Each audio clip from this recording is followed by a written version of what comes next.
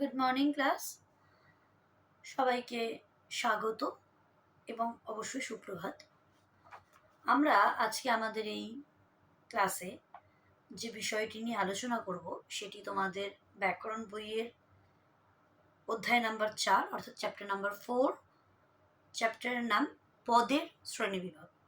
আমরা আমাদের বিগত শ্রেণীতে অর্থাৎ ক্লাস 2তে এই পদের শ্রেণীবিভাগ নিয়ে অল্প বিস্তর সবে জানতে পেরেছিলাম। এখন আমরা একটু বিস্তৃতভাবে জানব। প্রথম বিষয় হলো পদ। পদ কাকে বলে? পদ হলো একটি বাক্যের মধ্যে অর্থপূর্ণ বিভক্তিযুক্ত শব্দকেই বলা হলো পদ। দুটো মূল শব্দ আমাদেরকে মাথায় রাখতে হবে, এক হচ্ছে অর্থপূর্ণ এবং দুই হচ্ছে বিভক্তিযুক্ত। অর্থপূর্ণ বিভক্তিযুক্ত শব্দকে পদ বলা হয়। তাহলে পদ কাকে বলে? অর্থপূর্ণ বিভক্তিযুক্ত শব্দকে আমরা পদ বলি। এবার এই যে পদ, এই পদের সংখ্যা একটা বাক্যে কতগুলো হতে পারে? এর উত্তর আমরা বলতে পারি অনির্দিষ্ট। অর্থাৎ পদের কোনো নির্দিষ্ট সংখ্যা নেই। একটা পদ দিয়েও একটা বাক্য হতে পারে, দুটো পদ দিয়েও একটা বাক্য হতে পারে, 3টে 4টে 5টা 6টা 7টা 8টা 9টা 10টা ক্রমশ ক্রমশ ক্রমশ অনেক হতে পারে। পদের সংখ্যা কোনো নির্ধারিত থাকে না একটি বাক্যের মধ্যে। এবার এই যে পদ, যেটা কিনা অর্থপূর্ণ এবং বিভক্তিযুক্ত, এই যে অর্থপূর্ণ বিভক্তিযুক্ত যে শব্দ যেটাকে আমরা বলছি পদ, সেই পদের কিছু শ্রেণীবিভাগ আছে। কিরকম? এই পদকে আমরা 5টা ভাগে ভাগ করি। কটা ভাগে ভাগ করি? 5টা ভাগে।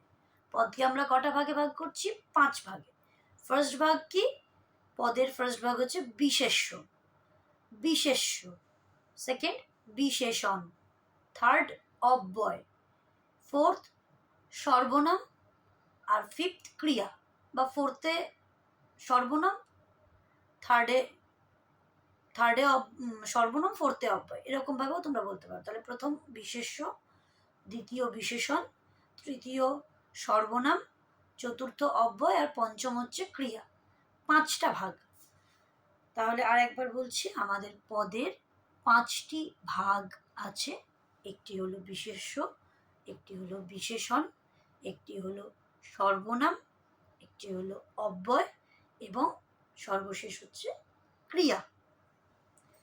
তাহলে এই যে পদের 5টি ভাগ পাচ্ছি, 5টি যে আলাদা আলাদা নাম, সেগুলোর নিশ্চয়ই কোনো কারণ আছে যে কেন এই 5টা আলাদা আলাদা নাম হলো, তাদের কি বিশেষত্ব।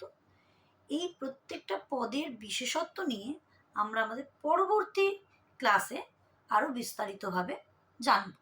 আজকে আমরা শুধু শিখলাম পদ কাকে বলে এবং পদ কতগুলি আর কি কি। এই বিষয়ের যে পিডিএফ, সেটা আমি গ্রুপে পাঠিয়ে দেব। তোমরা তোমাদের খাতাতে সেটি লিখে রাখবে। পরের দিন অর্থাৎ বিদ্যালয়ে যখন আবার স্কুল যখন খুলবে তখন আমি সেটা চেক করে দেব। Thank you.